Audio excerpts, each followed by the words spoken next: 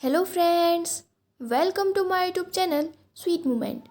I am here with a new part of Until Next Life. तो friends, last part में मैंने आपको बताया था कि जब लंजा और विंग यूनमक सिटी से बुक लेकर वापस आ रहे थे, तब लंजा को रास्ते में एक मजिशियन मिली थी जिसने लंजा से कहा कि हमें नहीं पता हम कल किसे खोने वाले हैं या फिर हमारी लाइफ में कल है भी या नहीं।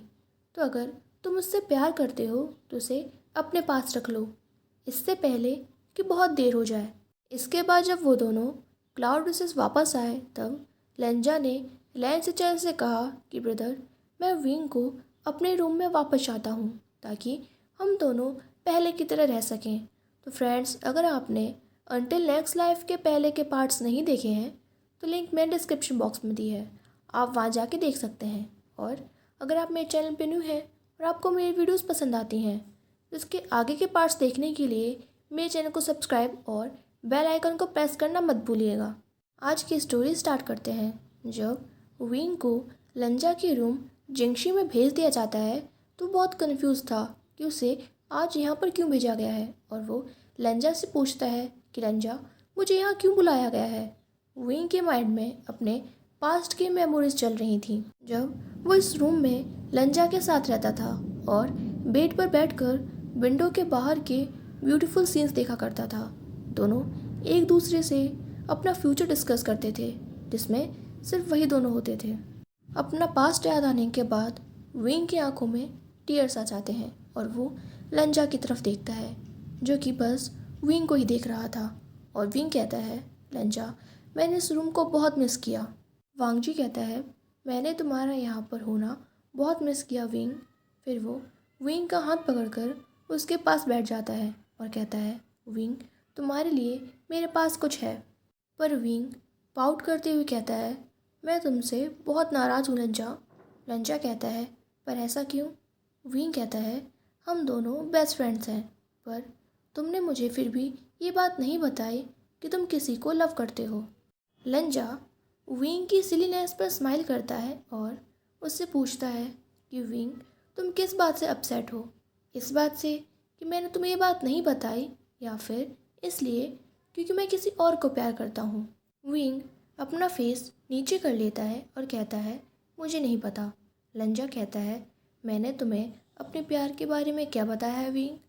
विंग कहता है, यही कि उसकी स्माइल बहुत ही ज़्यादा ब्यूटीफुल है। लंजा कहता है, हाँ, जब फर्स्ट टाइम मैंने उसकी स्माइल देखी थी तभी मैं समझ गया था कि मैं उसके इस मैजिक से नहीं बच सकता। उसने मेरा दिल चुरा लिया और मेरे में इतनी हिम्मत नहीं हुई कि मैं वापस उससे अपना दिल ले पाऊँ। फिर वो विंग के फेस की और क्लोज आते हुए कहता है, और उसकी ब्यूटीफुल आइज़। ये सुनकर विंग अपने आइज़ क्लोज कर लेता है। विंग को समझ नहीं आ रहा था कि उसे क्या हो रहा है, पर लंजा की बॉडी की वार्मनेस और लंजा के इतने करीब होने से उसे बहुत ज़्यादा हैप्पीनेस फील हो रही थी। लंजा कहता है, और उसके रोज़ी लिप्स। इसके बाद विंग और लंजा के लिप्स टच हो जाते हैं। जब लंजा को विंग के सॉफ्ट लिप्स फील होते हैं तो खुद को कंट्रोल नहीं कर पाता और विंग को किस करने लगता है। किस प्रे करने के बाद जब लंजा विंग की आंखों में देखता है तो उसमें कोई भी रिग्रेट नहीं था। ये देखकर वांगजी को बहुत ज़्यादा हैप्पीनेस फील होती है और वो विंग को टाइटली हग करते हुए कहता है, I love you my Wing, my V, my happiness, my little sunshine. और वो विंग के हेयर्स, लिप्स और आइज़ पर किस करने लगता है। विंग को अभी अपनी फीलिंग्स के बारे में नहीं पता था, पर वांगजी के इतना क्लोज होना, उसका हर टच और किस से विंग को बहुत ज़्यादा वार्मनेस और हैप्पीनेस फील हो रही थी। वो चाहता था कि टाइम अभी इसी तरह स्टॉप हो जाए और वो दोनों हमेशा ऐसे ही साथ रहें। विंग अपने और वांगजी के चिक्स को रब करते हुए उससे पूछता है कि लान अर्गगो, क्या मैं आज भी आपको पहले की तरह हग करके सो सकता हूँ? वांगजी कहता है, हाँ विंग, तुम कर सकते हो, मैं तुम्हारा हूँ, क्या तुम भी मेरे रहोगे? ये कहकर वांगजी विंग को देखने लगता है जैसे उसकी पूरी लाइफ विंग के इस आंसर पर ही डिपेंड करती हो। विंग स्माइल करता है और लंजा को किस करते हुए कहता है, मैं हमेशा तुम्हारा ही रहूँगा। इसके बाद फ्रेंड्स, प्रेजेंट टाइम की स्टोरी है जब विंग के हार्ट में बहुत पेन हो रहा होता है और उसकी नींद खुल जाती है। वो अपने सामने वांगजी को देखता है जो कि पीसफुली उसके आर्म्स में सो रहा था। विंग अपनी नोज़ को वांगजी के नेक में रब करने लगता है। वांगजी अपनी आइज़ ओपन करता है और विंग के हेयर्स को रब करते हुए उससे पूछता है कि क्या हुआ गगा। विंग वांगजी को अपने क्लोज पुल करता है और उसे कहता है, कुछ नहीं, बस मैं तुमसे बहुत प्यार करता हूँ लंजा। इसके बाद विंग वांगजी को सिटी के बाहर एक घर ले जाता है जिसे बहुत सारे बॉडीगार्ड्स ने घेरा हुआ था। जब वो दोनों डोर पे नॉक करते हैं तो एक यंग बॉय निकलता है जिसे वांगजी पहचान नहीं पा रहा था, पर वो बॉय उसे बहुत ही ज़्यादा फैमिलियर लग रहा था। विंग कहता है, जियो जिंगचैंग, क्या सब ठीक है? जियो जिंगचैंग कहता है कि हाँ डॉक्टर, सब ठीक है, मैं उस बॉय का बहुत अच्छे से ध्यान रख रहा हूँ, पर वो बॉय बहुत ही ज़्यादा जिद्दी है। विंग कहता है, मैं इस बात से बिल्कुल भी सरप्राइज नहीं हूँ। फिर वो वांगजी की तरफ देखकर स्माइल करता है और कहता है, ये दोनों एक साथ बड़े हुए हैं और इन दोनों की पर्सनालिटी भी सेम है। जियो जिंगचैंग वांगजी को देखता है और कहता है, तुमसे दोबारा मिलकर बहुत अच्छा लगा। अब तुम पहले से ज़्यादा हेल्दी हो गए हो। ऐसा लग रहा है जैसे कोई अपने बॉय को कुछ ज़्यादा ही स्पॉइल कर रहा है। विंग कहता है, इनफ। वो बहुत ही ज़्यादा जल्दी शाय फील करने लगता है। इसके बाद तीनों घर के अंदर जाते हैं।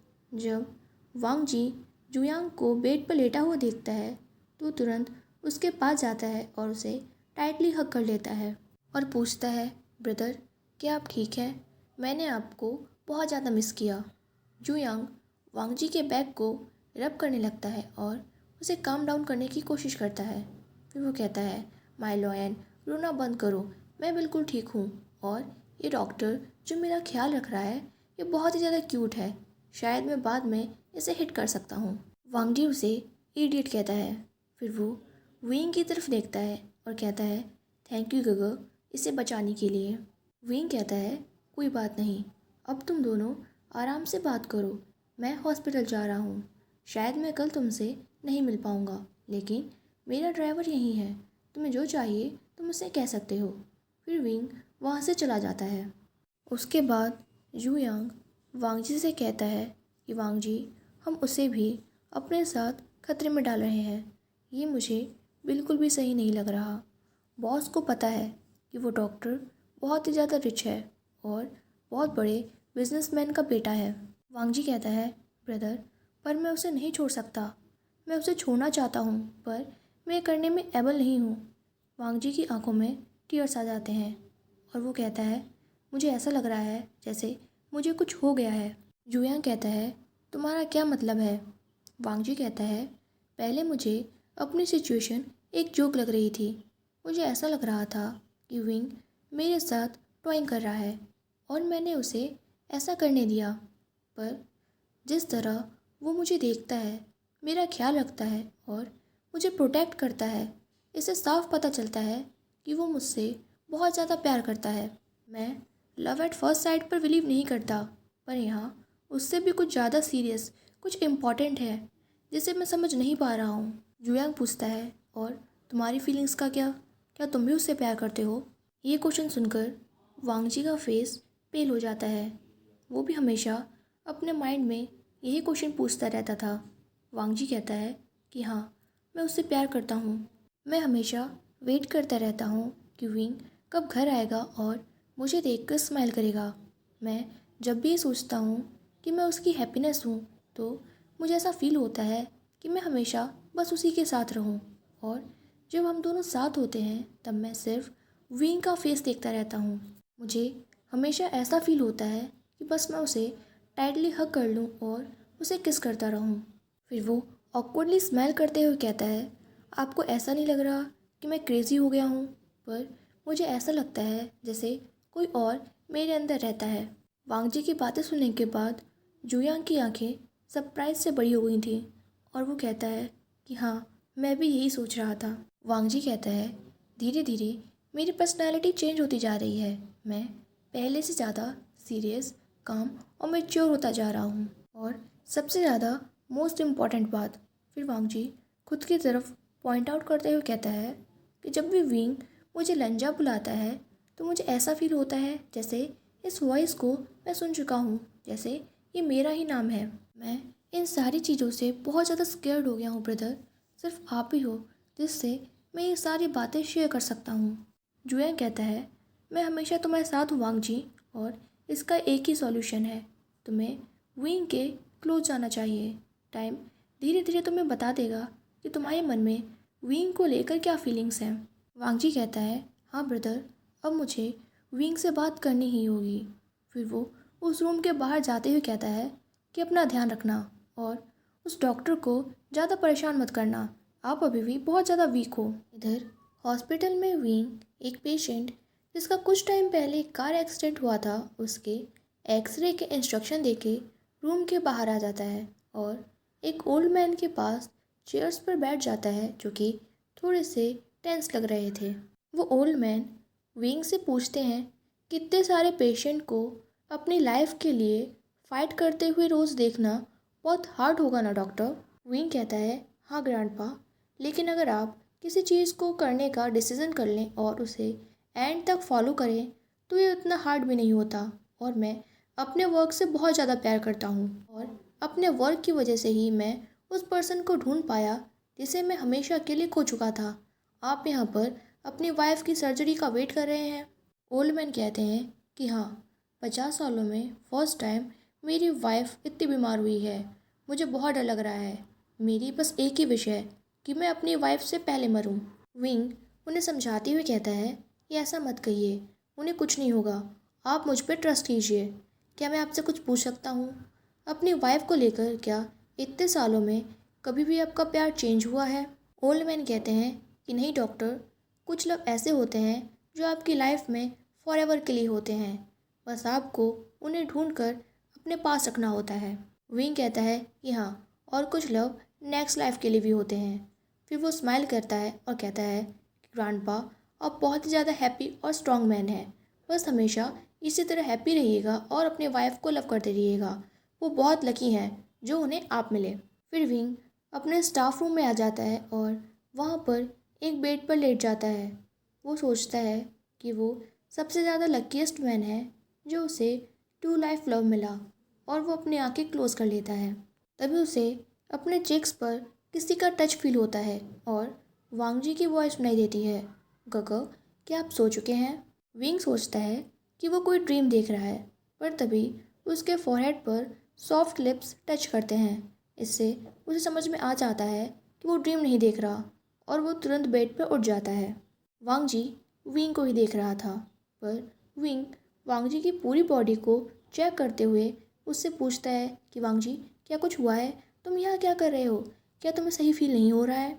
वांग जी कहता है कि मैं ठीक हूँ। फिर वो विंग के दोनों हाथ पकड़कर स्माइल करता है और कहता है कि मैंने आपके ड्राइवर को कहा था मुझे यहाँ लाने के लिए, मैं बस आपको बहुत मिस कर रहा था। विंग कहता है, अभी से? फिर वो वांग जी के नोज़ पर जेंटली हिट करते हुए कहता है कि आज तुम बहुत ही ज़्यादा सस्पिशली स्वीट बिहेव कर रहे हो।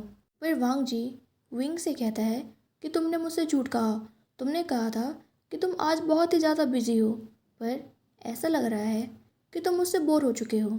और वो पाउट करते हुए अपना बैग विंग की तरफ टर्न कर देता है। विंग वांग जी को पकड़ते हुए कहता है, वांग जी, क्या तुम सच में मुझसे अपसेट हो गए हो?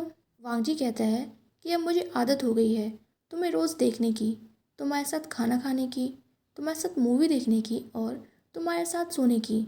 अब मैं तभी तभी रूम में लैन सिचन एंटर होता है और उन दोनों को देखते हुए स्माइल करता है। फिर वो कहता है कि गाइस, हमारे बारे में भी तो सोचो, अभी भी यहाँ पर बहुत सारे लोग ऐसे हैं जो सिंगल हैं।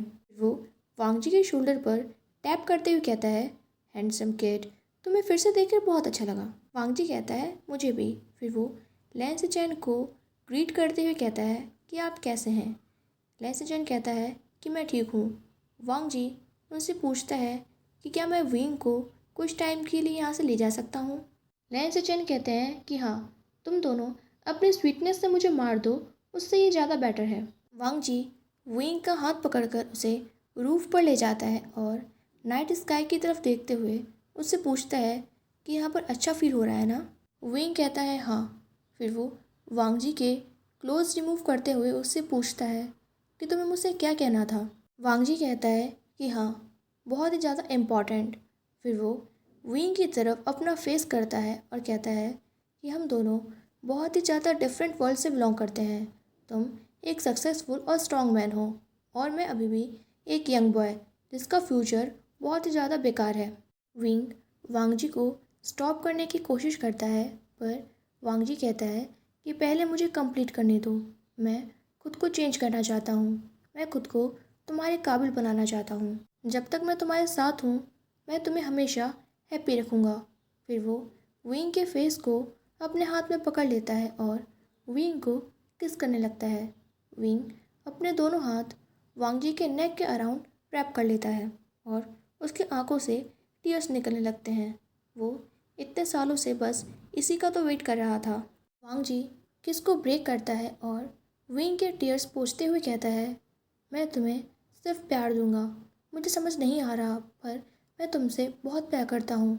मैं तुम्हारा लंचा बनने के लिए भी तैयार हूँ। विंग को अभी भी इस बात पर बिलीव नहीं हो रहा था कि उसने क्या सुना। वो वांग जी के नेक में अपने नोज़ को रब करते हुए कहता है, लंचा, क्या तुम भी मुझे याद करने की कोशिश कर रहे हो?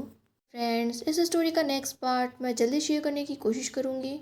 और अभी मैं आप लोगों के साथ टेम द अनटेम्ड का नेक्स्ट पार्ट शेयर करने वाली हूँ।